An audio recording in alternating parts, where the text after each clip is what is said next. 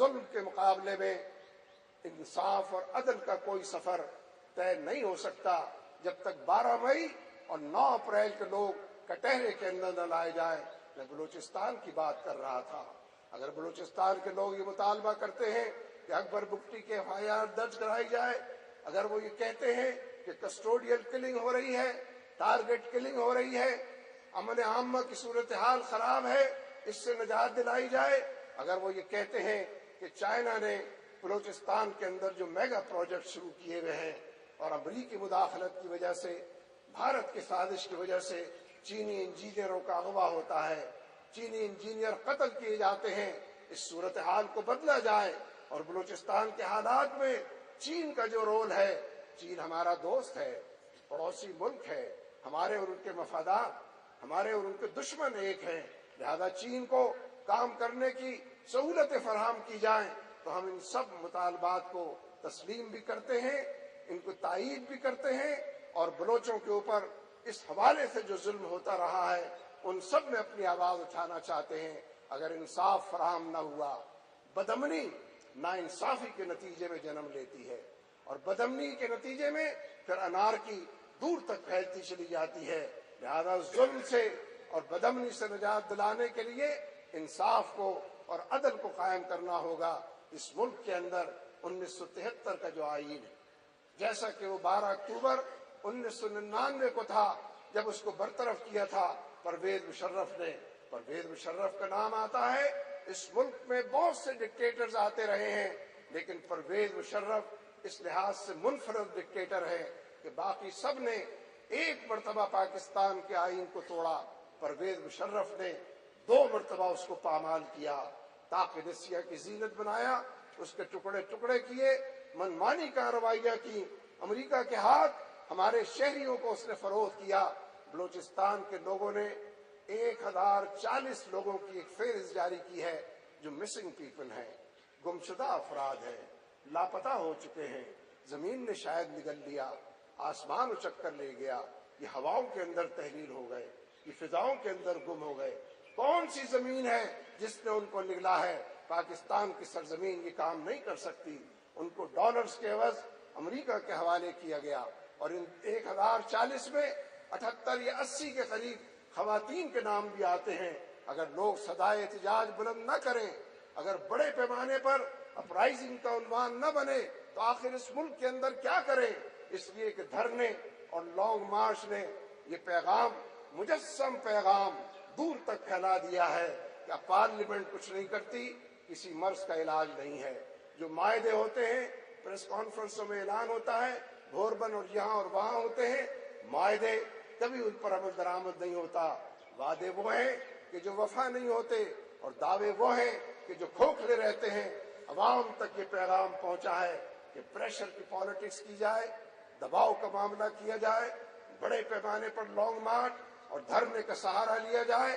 10 گھنٹے پہلے بھی آصف زرداری نے بیان دیا تھا کہ چیف جسٹس بحال نہیں ہو رہے ہیں، لیکن دباؤ کے نتیجے میں پھر جو لوگ باتیں کرتے ہیں، اس کا ٹیلی فون آیا، اس کا ٹیلی فون آیا، یہ بھی دباؤ کے نتیجے میں آیا، ورنہ ٹیلی فون تو پہلے سے بھی ان کے پاس موجود تھے، آنے جانے کے ٹیلی فون کے راستے بھی موجود تھے۔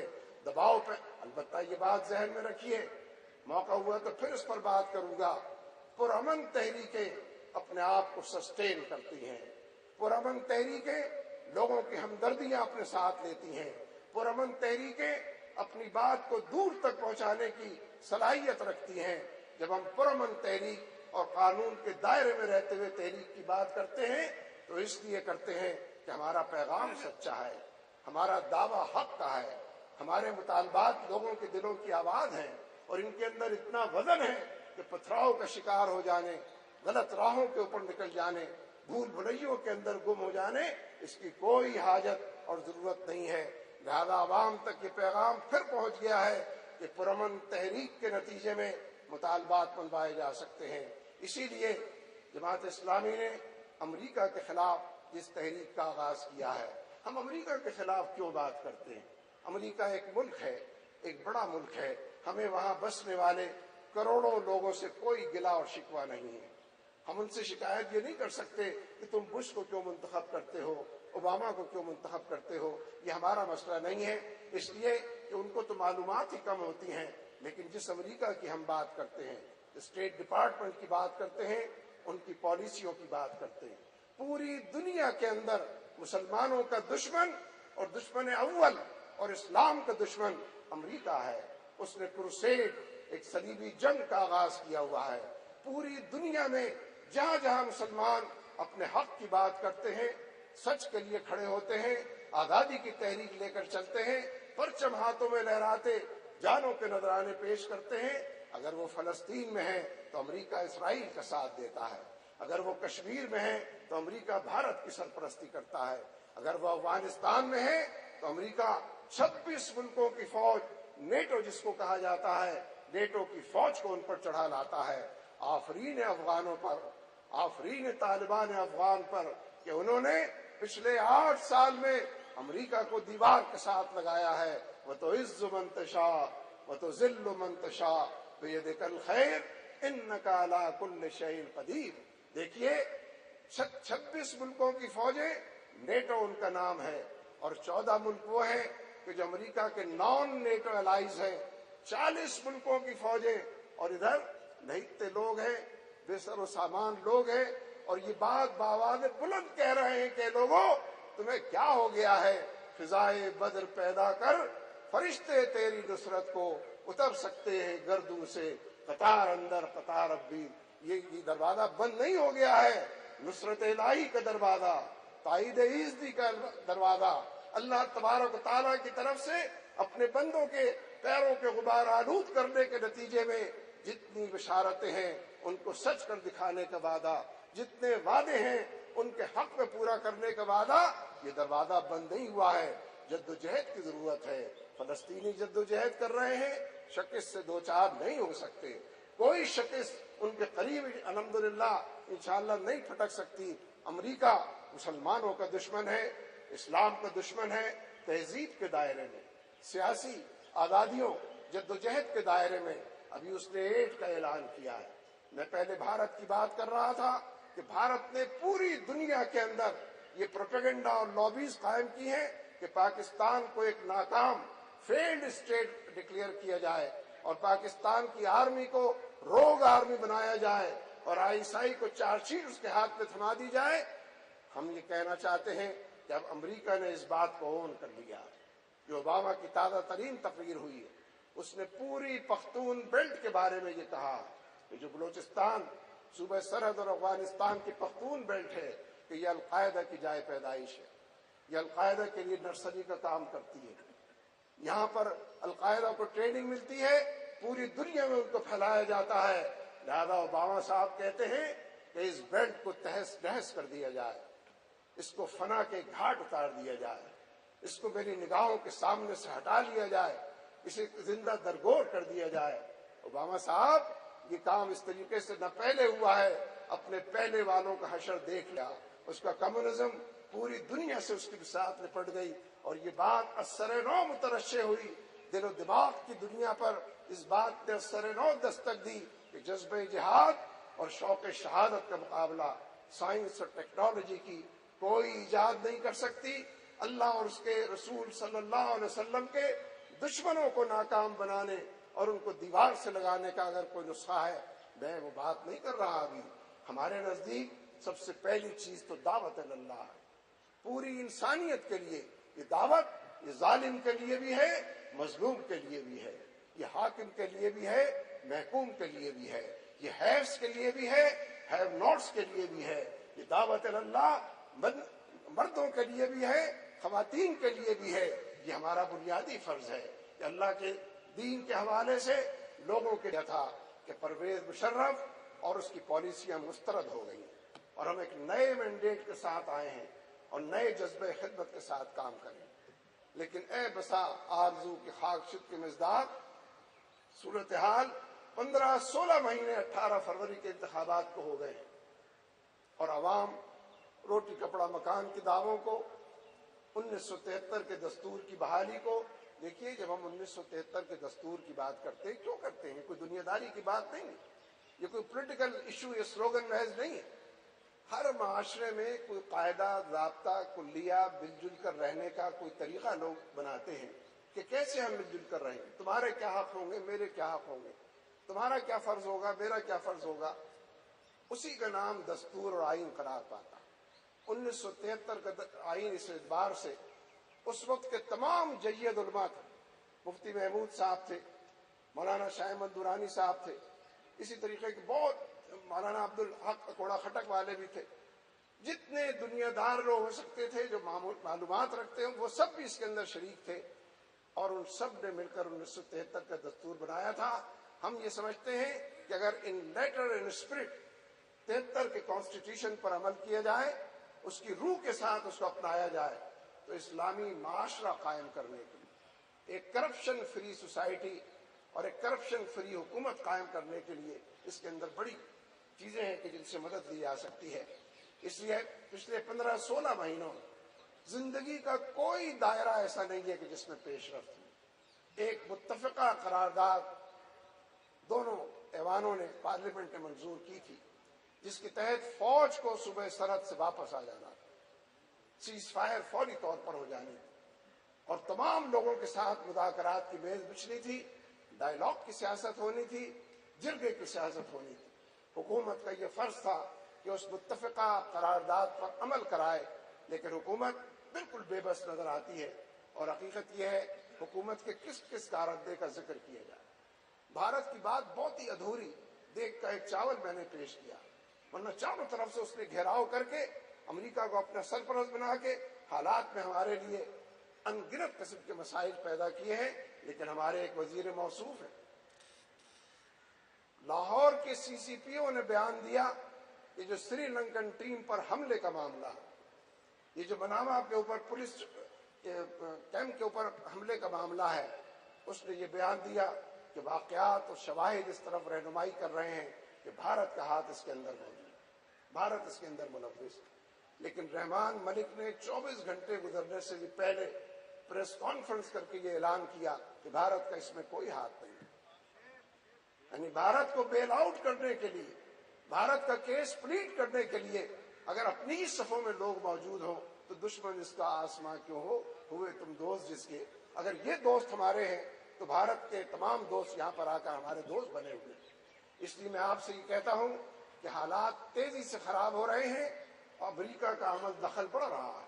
اب جس نئی ایڈ کا اس نے اعلان کیا اس میں واضح طور پر یہ کہا ہے کہ جن شرائط کے ساتھ یہ امداد مشروط ہوگی، جو کنڈیشنز ہوگی اس میں یہ بات طے ہے کہ پاکستان یہ ایشورنس دے، یقین دہانی کرائے کہ بھارت میں کوئی مداخلت وہ نہیں کرے گا، بھارت کو ڈی اسٹیبلائز کرنے، غیر مستحکم کرنے، بھارت کے اندر انفلٹریٹرز دہشت گرد بھیجنے کی کوئی کوشش نہیں کرے گا، اور کسی بھی حوالے سے بھارت کو شکایت کا موقع نہیں دے گا. پاکستان کو یہ ڈکٹیشن ہے، یہ پاکستان کے خلاف ایک چارج شیٹ ہے کہ گویا پاکستان یہ کام کر رہا ہے. اور دوسری شرط اس میں یہ بھی رکھی گئی ہے کہ پاکستان میں جن لوگوں نے ایٹمی پھیلاؤ میں حصہ لیا، پرولفریشن جس کو وہ کہتے ہیں، ان تک رسائی پیدا کرنی ہو. وہ ڈاکٹر قدیر تک امریکہ کی رسائی پیدا کی جائے، اور تمام حالات کے اندر اس بات کے لیے کوشاں ہوا جائے کہ اس دسترس اور رسائی کے نتیجے میں ڈاکٹر قدیر کے بارے میں یہ اعلان کیا جائے کہ انہوں نے پوری دنیا کے اندر اس دہشت گردی کو فروغ دیا. میرے دوستو، میں چند منٹ میں وقت کی قلت کی وجہ سے کچھ ایک دو بات اور عرض کرنا چاہتا ہوں. دیکھیے، جو لوگ یہاں پر آئے ہیں کسی کی مجھ سے رشتہ داری نہیں. رشتہ داری بھی ہوتی ہے تو آج کل کس کو اتنی فرصت ہے کہ دور سے کسی رشتہ دار کو ملنے کے لیے آئے. جن جذبوں کے ساتھ آپ آئے، جس ارادے اور نیت کے ساتھ آپ آئے، جس ایمان کی تازگی کی وجہ سے آپ یہاں کھنچ کر چلے آئے ہیں، میں اس سلسلے میں ایک بات عرض کرنا چاہتا ہوں کہ جماعت اسلامی کے تمام وابستگان کو بدرجہ اولا، اور جو لوگ جماعت اسلامی کو کبھی دور سے دیکھتے ہو اور کبھی قریب سے دیکھتے ہو، ان سے بھی یہ بات عرض کرنا چاہتا ہوں کہ نبی اکرم صلی اللہ علیہ وسلم کے اسوے کی پیروی میں نجات ہی نجات ہے اور راستے کی رہنمائی اور رہنمائی. جس دعوت اللہ کی ہم بات کرتے ہیں، نبی صلی اللہ علیہ وسلم کا جو طریقے دعوت اور تربیت، تو لمبی بات، میں صرف ایک بات کی طرف اشارہ کروں. قرآن پاک اس طرف اشارہ کرتا ہے کہ فَبِمَا رَحْمَةٍ مِّنَ اللَّهِ لِنتَ لَهُمْ وَلَوْ كُنتَ فَظًّا غَلِيظَ الْقَلْبِ لَانفَضُّوا مِنْ حَوْلِكَ، کہ آپ پر یہ خاص اللہ تبارک و تعالیٰ کی رحمت کہ اللہ تبارک و تعالیٰ نے آپ کو نرم خو بنا دیا، آپ کے دل و دماغ میں نرمی ڈال دی. اور اللہ تعالیٰ ہی یہ ارشاد فرماتا ہے کہ اگر آپ نرم خو نہ ہوتے، لوگوں کے لیے اپنے دل میں گداز کی اور شفقت کی کیفیت نہ پاتے، تو یہ سارے لوگ چھٹ جاتے. اگر آپ تند خو ہوتے اور تندی مزاج کے حامل ہو، گویا جنہیں دعوت کا کام کرنا ہو، جنہیں لوگوں کو بدلنے اور ذہن و دماغ کی دنیا میں ہلچل پیدا کرنے کا کام کرنا ہو، بدرجہ والا نرمی کو اپنانا. لقد جاءکم رسول من انفسکم عزیز علیہ ما عنتم حریص علیکم بالمؤمنین رؤوف الرحیم. رؤوف الرحیم اللہ تعالیٰ کی صفات، لیکن اللہ تعالیٰ نے یہ صفات یا نبی صلی اللہ علیہ وسلم کی بیان فرمائی. حد درجہ شفیق ہیں، بے حد مہربان ہیں، لوگوں کے خیر خواہ ہیں، ان کے غم میں گلے چلے جاتے ہیں. اس بات کے حریص ہے کہ لوگوں کے لیے اچھائیاں پلے بڑھے پورے، اور اس بات پر دل ان کا کڑتا ہے کہ لوگ مصیبت سے، حالات کی خرابی سے بچا. اس لیے ایک بات تو میں یہ عرض کرنا چاہتا ہوں کہ دعوت کے حوالے سے بھی اور تربیت کے حوالے، جب میں آپ سے گلہ کروں یا آپ اس سے گلہ کریں کہ لوگ ہمارے قریب نہیں آتے، تو لوگوں کا نفس تلاش نہ کیجیے، اپنے اندر تلاش کیجیے کہ میری کسی کمزوری اور میرے کسی رویے اور میرے کسی طور طریقے کی وجہ سے لوگ چھٹ رہے ہیں، دور جا رہے ہیں، اور قربت ان کی دوری کے اندر تبدیل ہو رہی ہے. پھر یہ کام نبی اکرم صلی اللہ علیہ وسلم نے دعوت و تربیت کا کیا. یہ کوئی پارٹ ٹائم کام نہیں تھا کہ ہم ہفتے میں ایک دن اس کے لیے نکالیں اور ایک دن کے اندر بھی 2 گھنٹے ہم نکالیں اور اپنے آپ مطمئن رہیں کہ ہم بڑا کام کر رہے ہیں. اللہ تبارک و تعالیٰ اس بات کی جا بجا گواہی دیتا ہے. طٰہٰ ما انزلنا علیک القرآن لتشقیٰ الا تذکرۃ لمن یخشیٰ. یہ قرآن پاک اس لیے تو ہم نے نہیں اتارا کہ آپ مشقت کے اندر پڑ جائیں. یہ تذکیر ہے. یا کس طریقے سے آپ اس دعوت کو لے کر اٹھے ہوئے. یہ جو چاروں طرف کے حالات کے اندر مد و جزر ہے، یہ جو چاروں طرف اندھیروں نے ڈیرے ڈالے ہوئے ہیں اور طاغوت کی فرما روائی اور امریکہ کی مداخلت بڑھتی چلی جا رہی ہے، اس کے لیے جد و جہد کی ضرورت ہے، اپنے آپ کو کھپانے کی، گھلانے کی ضرورت ہے. فَلَعَلَّكَ بَاخِعٌ نَفْسَكَ أَلَّا يَكُونُوا مُؤْمِنِينَ، کہ آپ اس بات کو اپنے آپ کو ہلاک کیے ڈال رہے ہیں کہ لوگ اس طرف نہیں آتے. جماعت اسلامی نے جس امریکہ مخالف اور امریکہ کی کالونی بننے سے انکار کرتے ہوئے جس مہم کا آغاز کیا، ہم تمام جماعتوں سے یہ اپیل کر رہے ہیں کہ ابتدائی طور پر اپنے اپنے پلیٹ فارم سے وہ اس مہم کو لے کر چلیں. اور وہ لمحہ زیادہ دور نہیں ہوگا، اسی 1 پوائنٹ ایجنڈے پر پھر تمام لوگوں میں مفاہمت پیدا ہو اور بڑے پیمانے پر ملک کے اندر ایک ایسا دباؤ اور پریشر پیدا کیا جائے جس کے نتیجے میں ڈرون حملے بھی بند ہو سکے. امریکہ کی معیشت کے حوالے سے جس طرح ہم IMF کے چنگل کے اندر پڑ گئے ہیں، اس سے بھی ہم کو نجات مل سکے. یہ IMF جس چیز کا نام ہے، یہ سیاسی خود مختاری اور معاشی آزادی دونوں کا دشمن. اس کے اندر داخل ہوتے ہی آپ دونوں کو گروی رکھ دیتے ہیں. نہ اپنی آزادی اور خود مختاری آپ کے پاس رہتی ہے، نہ سیاسی اور معاشی دائرے میں آزاد فیصلوں کی گنجائش رہتی ہے. اس لیے میرے دوستوں، بھائیوں، عزیزوں اور ساتھیوں، اس امریکہ مخالف مہم کے حوالے سے لیاقت بھائی نے بھی 2-3 باتیں بتائی ہیں، مختلف ریلیوں کا تذکرہ کیا ہے. یہ علامتی ریلیاں نہیں ہیں، یہ علامتی مظاہرے نہیں ہیں. لاکھوں کی تعداد میں لوگوں کو نکل کر آنا چاہیے. یہ ایمان کا تقاضا، یہ اللہ اور اس کے رسول صلی اللہ علیہ وسلم سے کیے ہوئے عہد کا پیمان اور اس کا تقاضا ہے. اس لیے میرے دوستو، میں آپ سے یہ درخواست کروں گا، آپ تک بات پہنچی ہے، آپ ان تک پہنچائیں جن تک بات نہیں پہنچی. آپ نے اس پیغام کو اپنے دل کا پیغام جانا ہے. ہم نے ابھی تازہ ترین جو سروے کیا ہے، پاکستان کے 87%، 87% لوگ کہتے ہیں کہ امریکہ کے خلاف کچھ ہونا چاہیے، میدان عمل کے اندر نکلنا چاہیے. جو لوگ ڈرون طیاروں سے بمباری سے ہلاک ہوتے ہیں، صرف ان کی بات یہ نہیں ہے، چاروں طرف دیکھنے والے لوگ وہ بھی اسی رائے کے حامل ہیں. اس لیے میرے دوستو، حالات کی نزاکت اور گراں بڑے پیمانے پر اللہ کی طرف بلانے، ففروا الی اللہ کا مصداق بننے کی دعوت ہم کو دے رہی ہے. اور ہم سے اس بات کا تقاضا کیا جا رہا ہے کہ ایمان کی گتھیوں کو سلجھانے کے لیے اپنے تزکیے، تعمیر سیرت اور کردار سادی کے عمل سے اپنے آپ کو اور اپنے رفقا کو گزارنے کے لیے ان راہوں کو اپنایا جائے۔ اللہ تبارک و تعالی ہمارا حامی ناصر ہو۔ اقول قولی ھذا واستغفر اللہ لی۔ اللهم صل على محمد وعلى آل محمد وبارك وسلم عليه۔ اللهم انصر الإسلام والمسلمين، اللهم اعز الإسلام والمسلمين، اللهم انصر المجاهدين في كل مكان، اللهم انصرهم نصرا عزيزا، اللهم من خزي الدنيا وعذاب الآخرة، رب اغفر وارحم وأنت خير الراحمين، وصلى الله تعالى على خير خلقه محمد آله وصحبه أجمعين برحمتك۔